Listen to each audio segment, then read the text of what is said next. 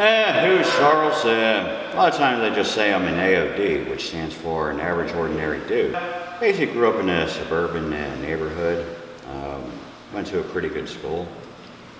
And, and then after school I went to work, for my grandfather, my uncle, who had their own business back then. What type of business? In sheet metal fabrication, which was a big thing at the time. My grandfather was a sheet metal worker. Oh, okay. Yeah, until the day he died. Yeah, maybe I knew him at one point, who knows.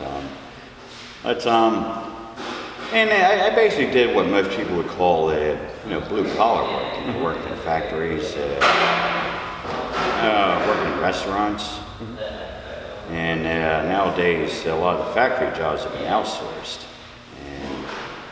And, sometimes I do regret not actually going to get maybe a little bit of college experience, realizing that there's more to life than just... I guess what I'm saying is back then when I took these jobs where I was making money and, working a lot of overtime, I didn't look at the big picture at the time that some days, these jobs would no longer be around. You thought it'd be forever? Yeah, exactly. I think that's a mistake a lot of people make. That got you into the Occupy movement? Yeah, I stumbled upon that by accident, just walking through Center City one day, and I ran into a friend of mine who was there. And he was explaining to me what was going on. I said, oh, okay. I thought I would just the weather was warm, people were living in tents, and I figured, okay, just stay there, disguise the fact It's a built-in community. And just try to, find another job in the meantime, which I never had any suitors, so to speak. But you did find one step away, so there was some good that came out of it?